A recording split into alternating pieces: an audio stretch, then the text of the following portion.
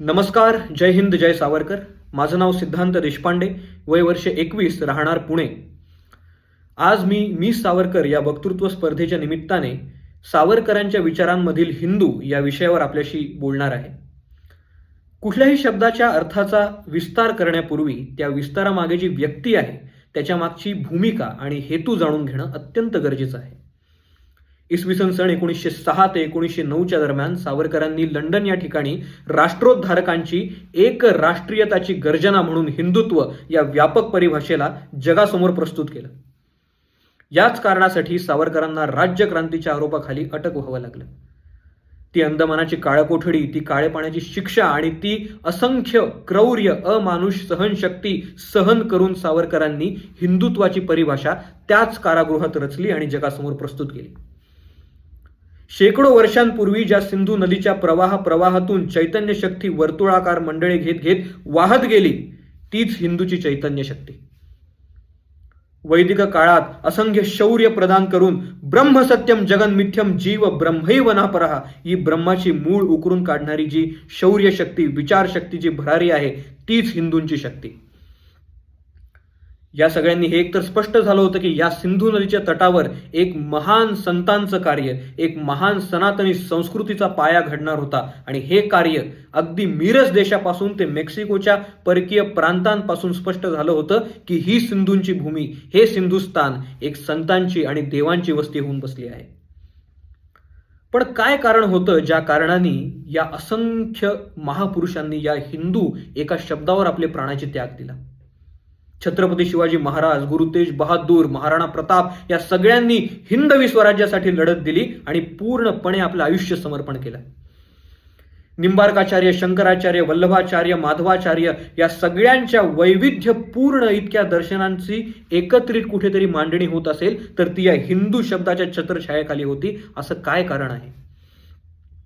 विक्रमादित्याच्या नातवांनी जेव्हा शालिवाहननी परकीय आक्रमणाला दुसऱ्यांदा हाकलून दिलं तेव्हा सिंधू सिंधुस्थान भितेज्ञेयम राष्ट्र मार्यस्य चोतमम राज्ञ राष्ट्रम, याचाच अर्थ की सिंधू नदी आमच्यासाठी काही भौगोलिक प्रतीक म्हणून मर्यादित नाही.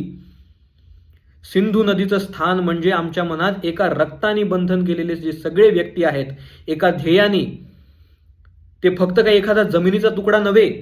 राष्ट्रोद्धारकांची जी गर्जना आहे, पुनश्च वेदांकडे चला, पुनश्च वेदांकडे चला, या गर्जनेने प्रेरित झालेली प्रत्येक व्यक्ती, प्रत्येक वल्लीन वल्ली हिंदू होय. एक राष्ट्रीयवाद. पण फक्त एक राष्ट्रीयवाद तुम्ही हिंदू होण्यास अधिकारी बनवत नाही. तुमच्या वडिलांचं जन्मस्थान जरी हा असेल, तुमचा जन्मस्थान जरी हा असेल, तरी ते फक्त तुम्हाला हिंदू म्हणण्याचा अधिकार देत नाही, तर एक राष्ट्रीयवादाबरोबर इकडच्या संस्कृतीला, इकडच्या इतिहासाला आणि इकडच्या रक्ताला तुम्हाला बांधून घेतलं पाहिजे. म्हणजेच या सिंधुस्थानाला फक्त तुम्ही एक आवड म्हणून किंवा शौक म्हणून नाही, तर या सिंधुस्थानाला तुम्ही आपली आई म्हणून, पूज्य स्थान म्हणून ओळखावं, मग तुम्ही हिंदू होय. याचाच अर्थ एक राष्ट्रीयवाद आणि एक जातीयवाद. जातीयवाद म्हणजे तो जातीयवाद नाही ज्याने आपण सगळे विभागलो गेलोय, तो जातीयवाद नाही. जातीयवाद म्हणजे जा या धातूतून उत्पन्न होणारा जातीयवाद, उत्पन्न होणारा बंधुत्व, उत्पन्न होणारा रक्तवाद म्हणजे एक जातीयवाद. अरे तुम्ही आणि आम्ही, आपण काही फक्त एका जमिनीच्या मर्यादित भौगोलिक स्थानाने बंधलेलो गेलेलो नाहीये. आपलं हिंदू असण्याचं अस्तित्व हे काही फक्त एका भौगोलिक स्थानाचं प्रतीक नाहीये. ते एका रक्ताने बंधून गेलेले जे नातं आहे, त्या नाताचं दृढ प्रतीक आहे. म्हणून एका हिंदूने जर का दुसऱ्या हिंदूशी लग्न केलं तर फार त्याची जात जाईल, पण त्याचं हिंदुत्व कधीही जाणार नाही. एका हिंदू कुठल्या तरी एका परकीय या अंधश्रद्धावान पाखंडी पद्धतीवर विश्वास ठेवायला लागला तर फार त्याचा पंथ जाईल, पण हिंदुत्व त्याचं नेहमी अबाधित राहील. म्हणून एक राष्ट्रीयवाद आणि एक जातीयवाद म्हणजे हिंदू. पण फक्त या दोन लक्षणांनी पण तुम्ही पूर्णपणे हिंदू म्हणण्याचे अधिकारी होत नाहीत. तर एक राष्ट्र, एक जात आणि आपली एक संस्कृती आहे म्हणून आपण हिंदू एक आहोत. संस्कृती म्हणजे काय? संस्कृती म्हणजे मानवी मनावर जे आविष्करण होतं ती संस्कृती. आपल्या स्थूल सृष्टीमध्ये आपल्या आत्म्याला ज्या ज्या समाधानकारक बाह्य जड गोष्टींचा परिणाम होतो त्याच परिणामांचा उत्पन्न संस्कृती म्हणून होतो. म्हणजेच आपले वाङ्मय, आपली कला, आपले आचार, आपले विचार, आपली संपादिता सगळं एक आहे, म्हणून आपली संस्कृती एक आहे. अरे संस्कृतीचा विशाल अर्थ म्हणजे काय? जेव्हा उत्तर दिशेच्या एखाद्या इतिहासकाराला वाटायला लागेल की दक्षिणामध्ये जे यवनांविरुद्ध लढले ते माझ्यासाठी लढले, आणि दक्षिणातल्या प्रांताच्या एखाद्या इतिहासकाराला वाटायला लागेल की उत्तरात तेज बहादुरांनी जी धर्मासाठी आहुती दिली, छत्रपती शिवाजी राजे जे लढले ते माझ्यासाठी लढले, तेव्हा संस्कृती एक होईल. जेव्हा आपले विजय, पराजय, मान, अपमान, वाङ्मय सगळं एक होईल, तेव्हा आपण हिंदू संस्कृतीने एक होऊ. म्हणून एक राष्ट्रीयवाद, एक जातीयवाद आणि एक संस्कृती या तिन्ही लक्षणांनी जो परिपूर्ण आहे तोच हिंदू होय. आज इतक्या शेकडो वर्षानंतर देखील सावरकरांनी जी हिंदूची परिभाषा केली आहे त्याची एक अक्षराचीही अफरातफर कोणी करू शकत नाही.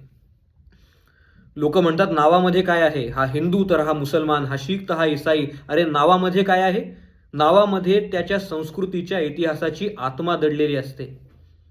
आणि मला तर नेहमी असं वाटतं की हिंदू जर का कुठल्या आत्मारूपी असेल किंवा आत्मात प्रकट झाला असेल तर त्याला शरीर हे विनायक दामोदर सावरकरांचंच असावं. आपला इतिहास एक नाहीये, आपण विभागलो गेलेलो आहे. जर का आपण विभागलो गेलेलो आहे तर जगाच्या पाठीवर कोणीच एक नाहीये. हिंदूंचा इतिहास एक होता, एक आहे आणि पुढेही एक राहणार.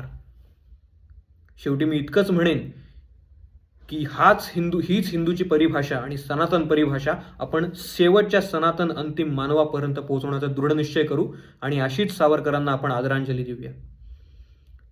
मी सावरकर ग्रुपचे आणि सावरकर संस्थाचे खूप खूप धन्यवाद, ज्यांनी मला बोलण्याची संधी दिली आणि सावरकरांच्या हिंदूंच्या परिभाषेबद्दल मला माझं मत मांडण्याची एक संधी दिली.